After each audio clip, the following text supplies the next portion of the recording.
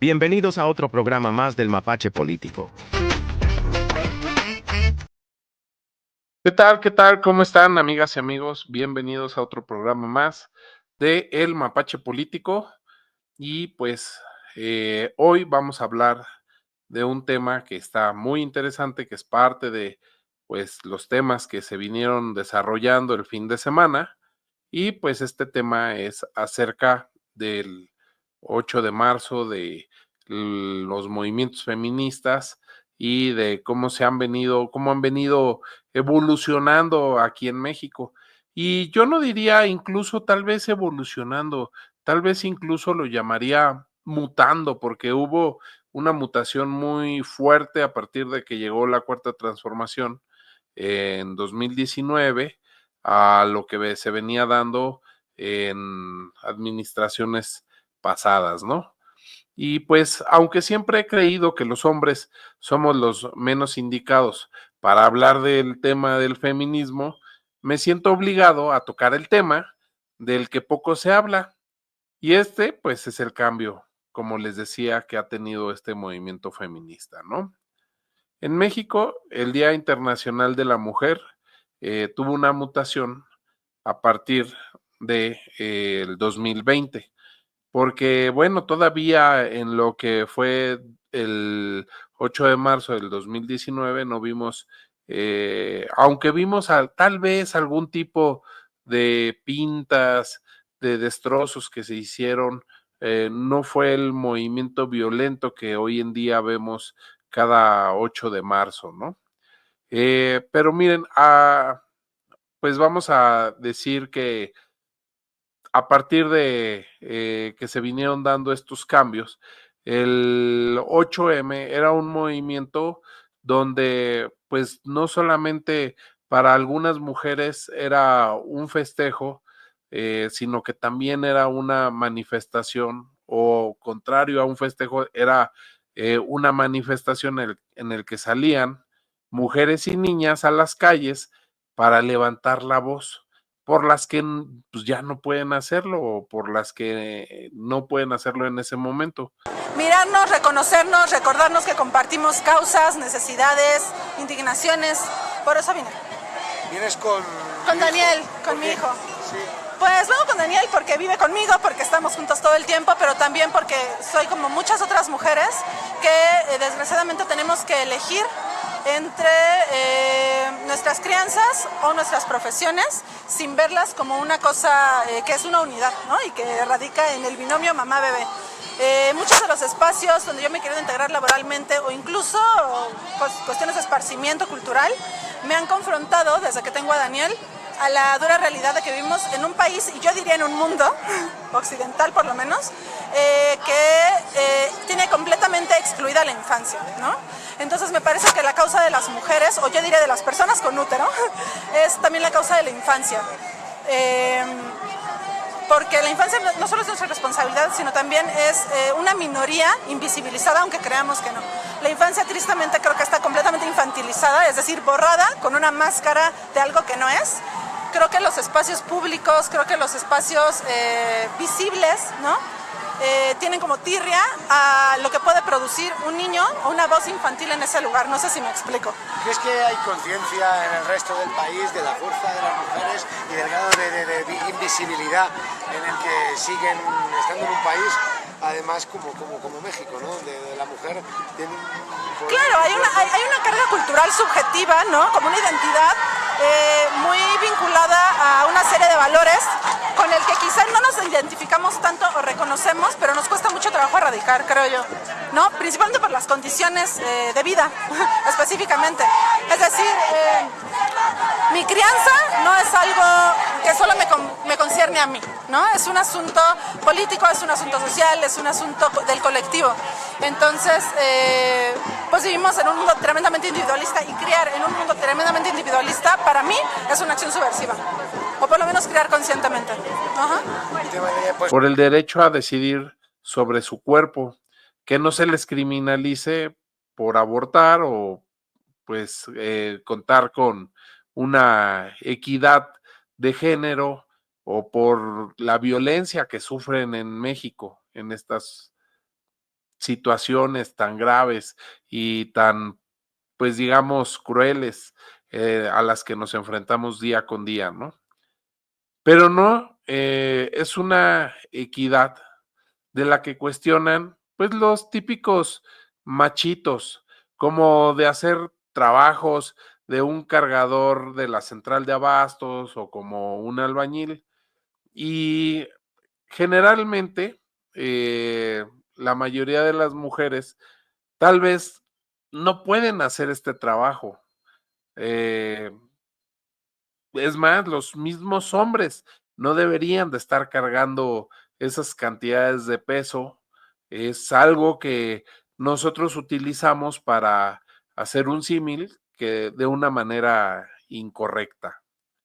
Lo que se busca el 8 de marzo es visibilizar, concientizar a la población y darle una revalorización al papel que tienen las mujeres dentro de nuestra sociedad, haciendo un reclamo por las que ya no están en este plano terrenal, por las que desaparecieron como resultado de un sistema neoliberal en el que se veía al hombre como el proveedor y a la mujer como la creadora del hogar, aunque al mismo tiempo, eh, pues se veía eso como si no fuera realmente un trabajo, como si lavar la ropa, planchar, cocinar, lavar trastes, barrer, trapear, ayudar a los niños con las tareas y un largo etcétera que podemos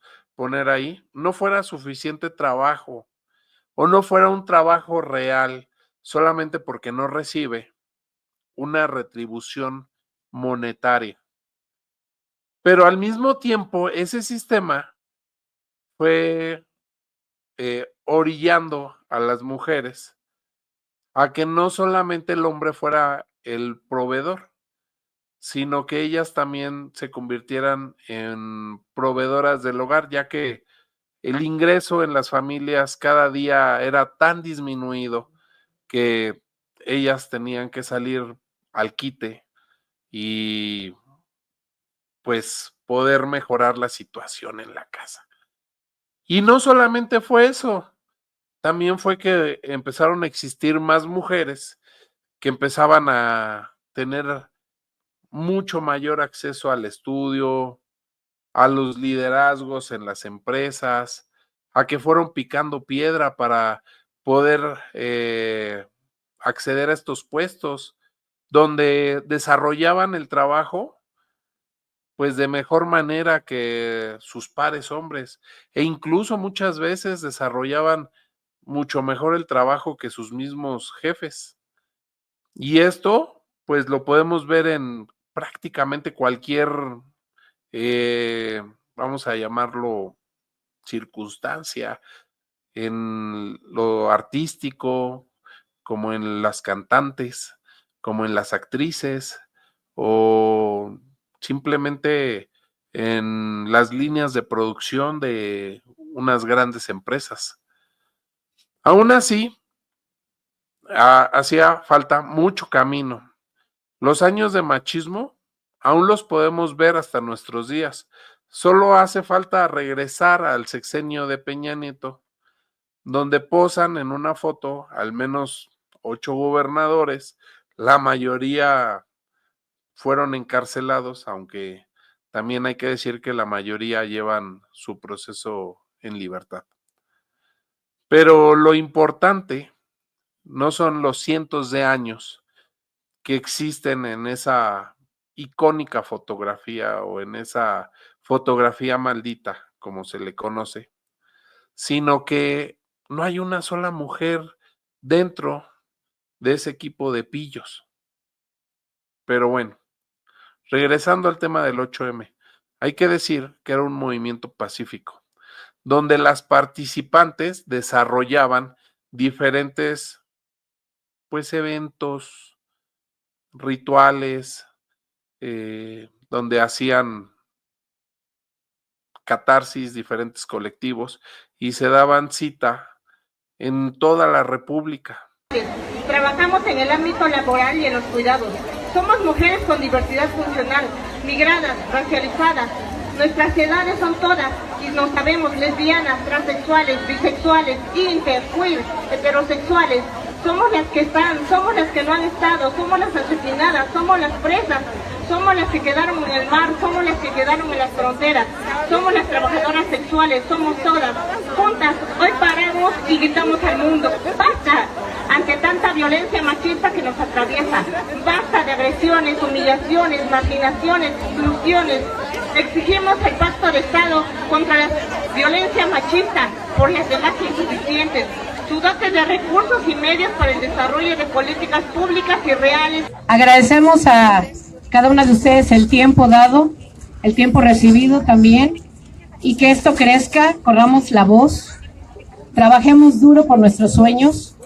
A las mujeres, sin caer en esa exageración de vida, nos cuesta 10 veces más, sin ser exageradas, 10 veces más lograr objetivos. Entonces, cuando se logra un objetivo en la cuestión de la música, pues vamos a engalanarlo con una canción que es La Cumbia del Molito. Se hace un mole, ¿no? El mole mexicano, según yo tengo entendido, es para congratularse, para llenar la casa con fiesta, aún siendo cosas tristes. Vamos con esto.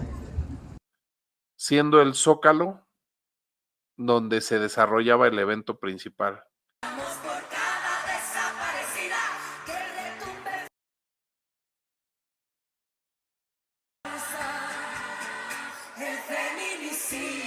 Pide un minuto de silencio. Y yo hoy quiero pedir, no un minuto, el tiempo que queramos para no estar en silencio. Vamos a gritar porque ya hemos estado mucho tiempo en silencio. Y quiero que gritemos por todas nuestras hermanas asesinadas, por todas nuestras hermanas desaparecidas, por todas nuestras compañeras violentadas. Vamos a gritar fuerte para que nos escuche el presidente y nos escuchen en todo el mundo. Por todas nuestras compañeras, vamos a gritar fuerte. Todas. Que nos escuche el mundo.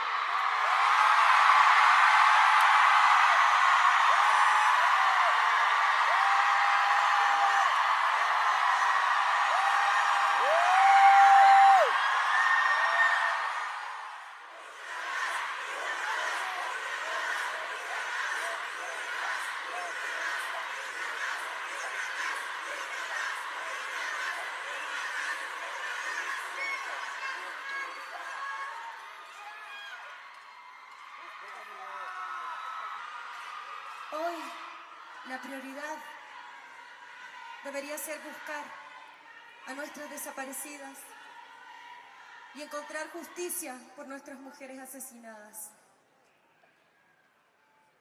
No son números, son mujeres que tienen familia, estos son sus rostros. Le exigimos, por favor, presidente, escúchenos. No olvide sus nombres. México, no olvide sus nombres. Normalmente había un escenario donde ya existía incluso una cartelera para culminar este festejo. En 2018, por ejemplo, tocaron bandas como Zaira Franco, Las Hijas del Rap, Capaula Alelani, Señora Kong, entre otros. A partir del 2019, esto cambió radicalmente y no fue precisamente el Día Internacional de la Mujer. Fue el 12 de agosto de ese mismo año, donde 2 policías supuestamente abusaron de una chica. Y como reclamo se hizo una manifestación donde se rompieron los vidrios de la entrada de la entonces Procuraduría. Esta urbe, sin las manifestaciones, las marchas, los plantones. A lo largo de este año, las hubo de toda clase. Las motivaciones fueron variadas. Las hubo violentas, pacíficas, silenciosas, ruidosas, coloridas. Y todo bajo el nuevo signo de la 4T. Nada de mano dura policial, que no haya avisos de represión.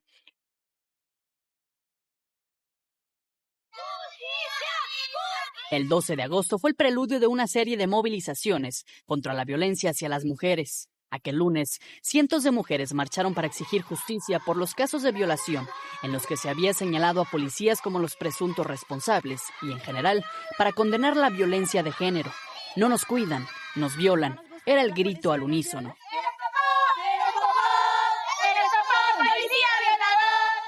Ese mismo día, el entonces secretario de Seguridad, Jesús Horta, salió de sus oficinas para atender a las manifestantes.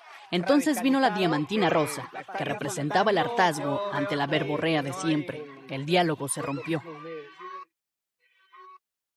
La jefa de gobierno calificaba las protestas como un acto de provocación. Así terminaba el lunes. Llegó el viernes 16 de agosto. Los ánimos venían crispados. Ese día tuvo lugar una de las movilizaciones que marcaron este 2019. El epicentro de la marcha fue la glorieta de Insurgentes. De Justicia. Y el secretario de Seguridad Ciudadana, Jesús Horta Martínez, salió a dar entrevistas a la prensa y una chica del colectivo roció diamantina rosa sobre su cabello y hombro. Y el secretario descartó pues que fuera a hacer algún tipo de denuncia por esta, vamos a llamarla agresión, por exagerarla. Pero el tiempo fue revelando que detrás de estos movimientos que se tornaban cada vez más violentos se encontraban personajes opositores a este gobierno.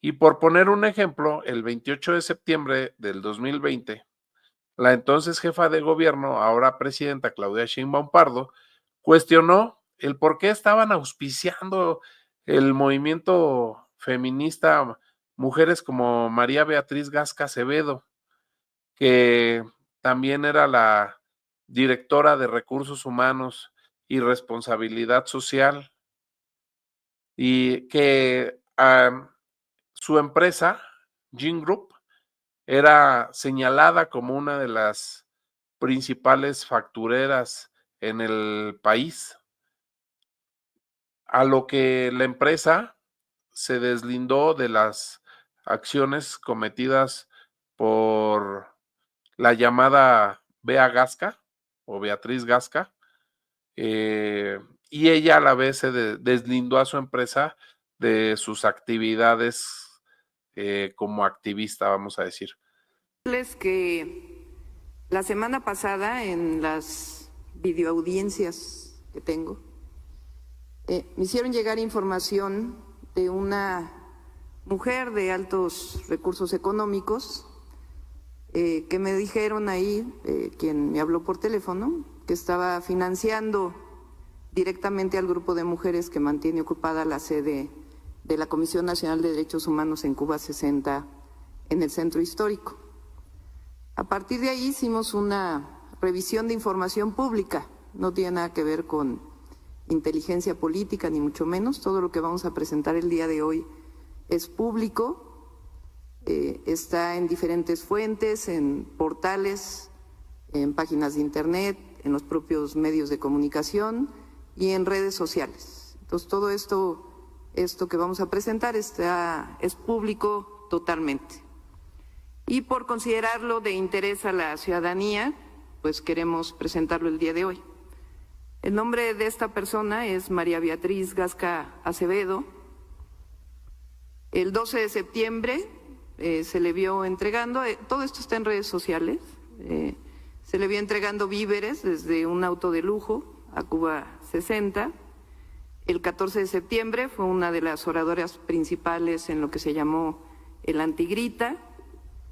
Y esto está inclusive en las propias redes sociales de ella.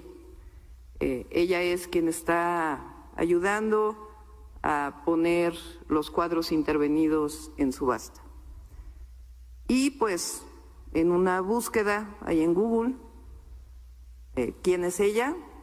Bueno, desde mayo de 2018 se desempeña como vicepresidenta de Recursos Humanos de Yin Group, empresa especializada en administración de outsourcings y una de las principales empresas factureras que ha estado denunciada por la Secretaría de Hacienda, inclusive por el Instituto Mexicano del Seguro Social. Es considerada, así viene en las propias redes sociales, como el brazo derecho del presidente del grupo, Raúl Beiruti Sánchez. Recientemente el SAT y la Procuraduría Fiscal de la Federación, también es público, dieron a conocer un listado de decenas de empresas vinculadas a las compañías factureras y al delito de evasión de impuestos. Por lo menos 5 empresas de esta persona, de Raúl Beiruti, estarían involucradas en estos delitos.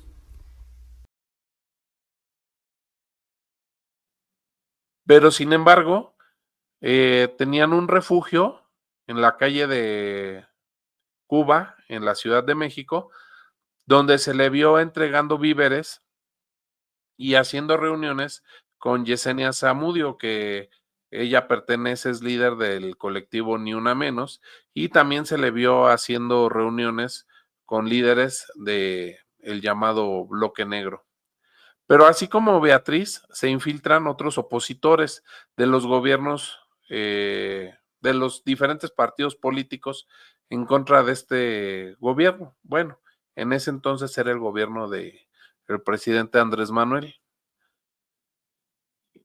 Y pues como todos sabemos, estos llamados bloques negros se caracterizan por su agresividad y violencia, porque ahí de pobre del que se atraviese en su camino puede recibir, puede tener algún tipo de lesión solamente por que te cruzas en su camino.